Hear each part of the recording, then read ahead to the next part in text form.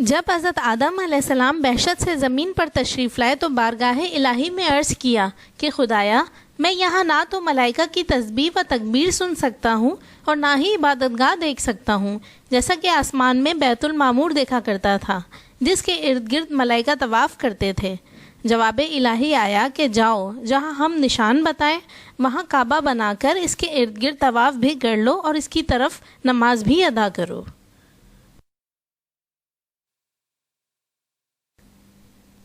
آپ سے گزارش ہے کہ چینل کو سبسکرائب کر کے بیل آئیکن پر کلک کریں اور ویڈیو پوری دیکھیں۔ میں ریسرچر مہشار اس ویڈیو میں آپ کو خانہ کعبہ کی تاریخ اور خانہ کعبہ کے مختلف حصوں کے بارے میں معلومات فراہم کروں گی۔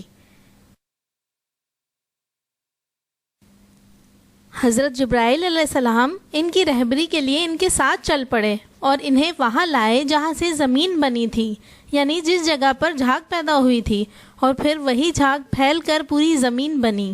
حضرت جبرائیل علیہ السلام نے اپنا پر مار کر ساتوں زمین تک بنیاد ڈال دی، جس کو ملائکہ نے 5 پہاڑوں کے پتھروں سے بھرا۔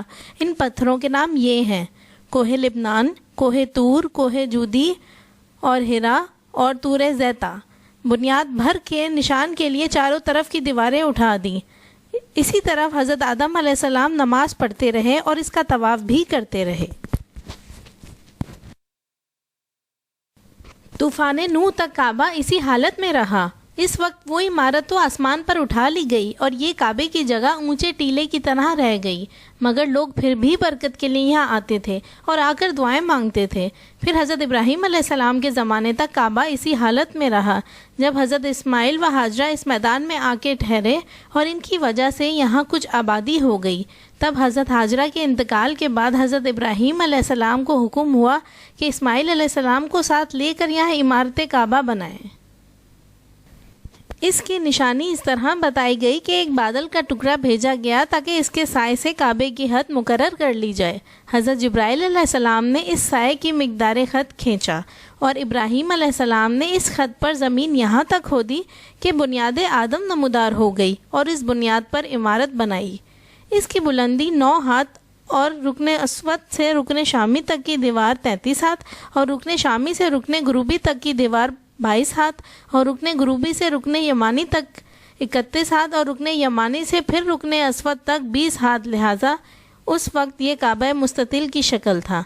حضرت ابراہیم علیہ السلام نے خانہ کعبہ کے اندر ایک تغیار سا بنایا تھا جو مسئلے خزانے کے تھا کہ کعبہ کے لیے جو کچھ نظر تحفے میں آئے اس میں رکھی جائیں۔ اس کے 2 دروازے تھے، ایک داخل ہونے کا اور دوسرا نکلنے کا، اور کعبہ بنانے والے خلیل تھے اور ان کو غار اور پتھر اٹھا کر دینے والے حضرت اسماعیل علیہ السلام تھے، اور اس عمارت میں 3 پہاڑوں کے پتھر لگائے گئے تھے۔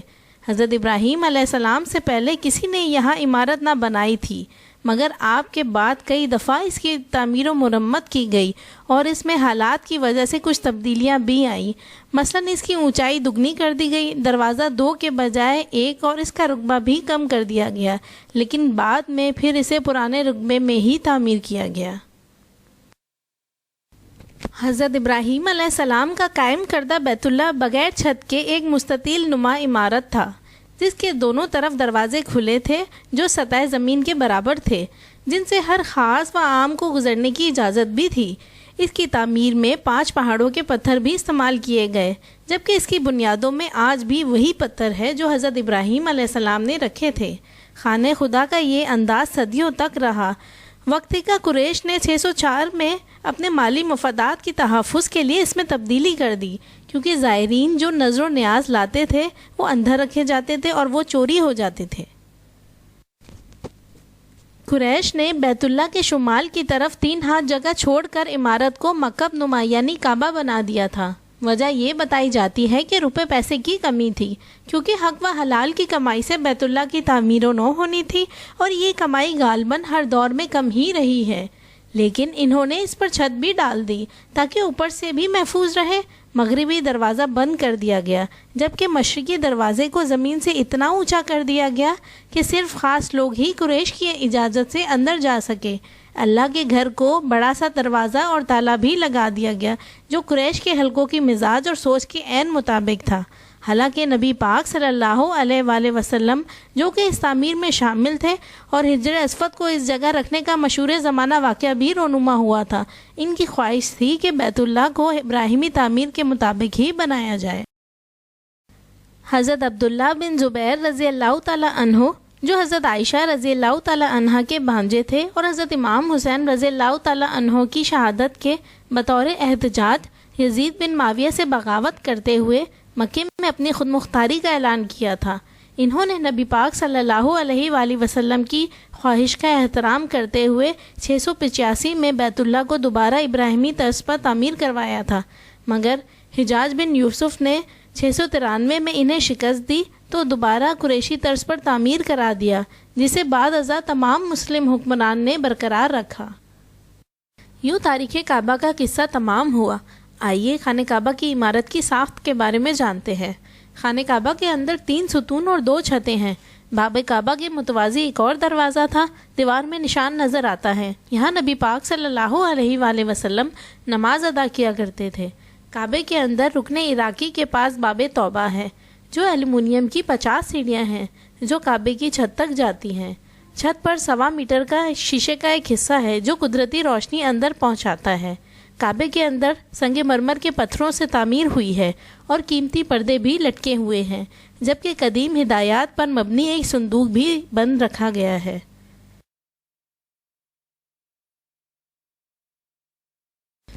کعبے کی موجودہ عمارت کی آخری بار 1996 میں تعمیر کی گئی تھی۔ اس کی بنیادوں کو نئے سرے سے بھرا گیا تھا۔ کعبے کی سطح مطاف سے تقریباً 2 میٹر بلند ہے، جبکہ یہ عمارت 14 میٹر اونچی ہے۔ کعبے کی دیواریں 1 میٹر سے زیادہ چوڑی ہیں، جبکہ اس کے شمال کی طرف نصف دائرے میں جو جگہ ہے اسے حتیم کہتے ہیں۔ اس میں تعمیری ابراہیمی کے 3 میٹر جگہ کے علاوہ وہ مقام بھی شامل ہے جو حضرت ابراہیم علیہ السلام نے حضرت ہاجرہ علیہ السلام اور حضرت اسماعیل علیہ السلام کے رہنے کے لیے بنایا تھا، جسے باب اسماعیل کہتے ہیں۔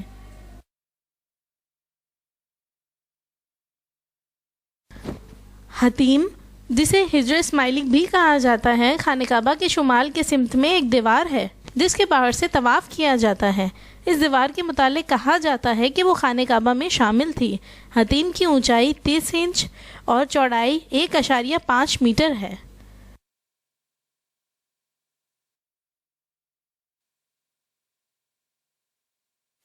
آئیے مقام ابراہیم کے بارے میں جانتے ہیں۔ خانہ کعبہ سے تقریباً 13.25 میٹر مشرق کی جانب مقام ابراہیم قائم ہے۔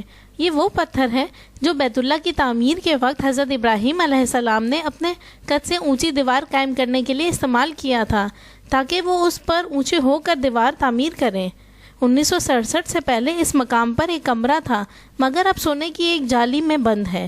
اس مقام کو مصلی کا درجہ حاصل ہے اور امام کعبہ اسی کی طرف سے کعبے کی طرف رخ کر کے نماز پڑھتے ہیں۔ طواف کے بعد یہاں 2 رکعت نفل پڑھنے کا حکم ہے۔ آئیے حجر اسود کے بارے میں جانتے ہیں۔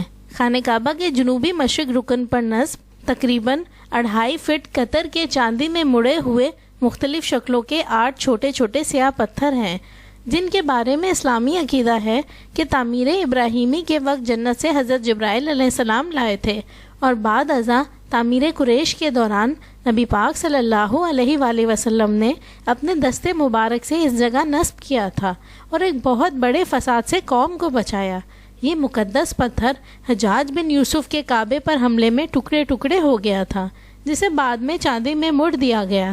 کعبہ شریف کا طواف بھی حجر اسود سے شروع ہوتا ہے اور ہر چکر پر اگر ممکن ہو تو حجر اسود کو بوسہ دینا چاہیے، ورنہ دور سے ہی ہاتھ کے اشارے سے بوسہ دیا جا سکتا ہے۔ حج کے دنوں میں ہر کسی کو اس مقدس پتھر کو بوسہ دینا یا استلام کرنا ممکن ہو پاتا ہے۔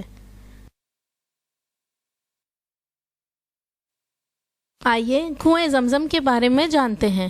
مسجد حرام میں کعبے کی جنوب مشرق میں تقریباً 21 میٹر کے فاصلے پر تہہ خانے میں آب زمزم کا کنواں ہے، جو حضرت ابراہیم علیہ السلام اور حضرت ہاجرہ علیہ السلام کے شیرخوار بیٹے حضرت اسماعیل علیہ السلام کی پیاس بجھانے کے بہانے اللہ تعالیٰ نے تقریباً 4000 سال قبل ایک معجزے کی صورت میں مکہ مکرمہ کے بے آب و گیا ریگستان میں جاری کیا، جو وقت کے ساتھ ساتھ سوکھ گیا تھا۔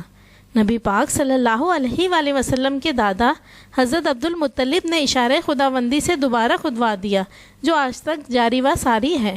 آب زمزم کا سب سے بڑا دہانہ حجر اسود کے پاس ہے، جبکہ اذان کی جگہ کے علاوہ صفا مروہ کے مختلف مقامات سے بھی نکلتا ہے۔ 1953 تک تمام کنویں سے پانی ڈول کے ذریعے نکالا جاتا تھا، مگر اب مسجد حرام کے اندر اور باہر مختلف مقامات پر آب زمزم کی سبیلیں لگا دی گئی ہیں۔ آب زمزم کا پانی مسجد نبوی میں بھی عام ملتا ہے، اور حجاج کرام یہ پانی دنیا بھر میں اپنے ساتھ بھی لے کے جا سکتے ہیں۔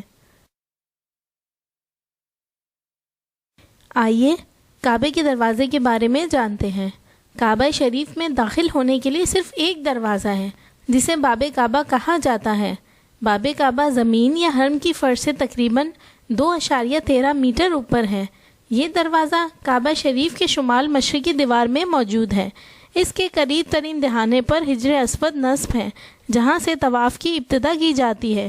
1942 سے پہلے باب کعبہ کس نے تیار کیا اور کیسے تیار کیا، اس کا تاریخ میں زیادہ تذکرہ تو نہیں ملتا، تاہم 1942 میں ابراہیم بدر نے چاندی کا بنایا تھا، اور اس کے بعد 1979 میں ابراہیم بدر کے بیٹے احمد ابن ابراہیم بدر نے خانہ کعبہ کا سنہرا آئیے خانہ کعبہ کی چابی کے مالک کے بارے میں جانتے ہیں۔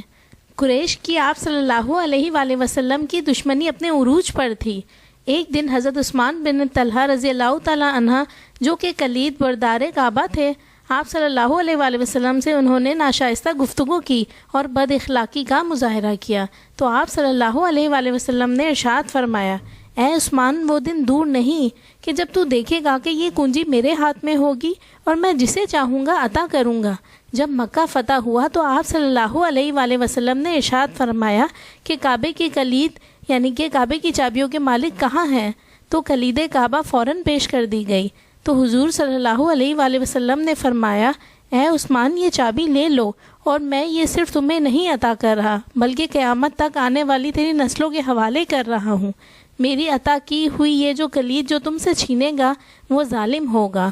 اسی لیے 1400 سال گزرنے کے باوجود بھی یہ کلید آج بھی انہی کی نسل کے لوگوں کے پاس ہے، اور ہمارا ایمان ہے کہ قیامت تک انہی کے پاس رہے گی۔ ہماری کاوشوں کا صلہ چینل کو سبسکرائب کر کے دیں۔ اس ویڈیو کو زیادہ سے زیادہ شیئر کریں اور تاریخ اسلام کو عام کریں۔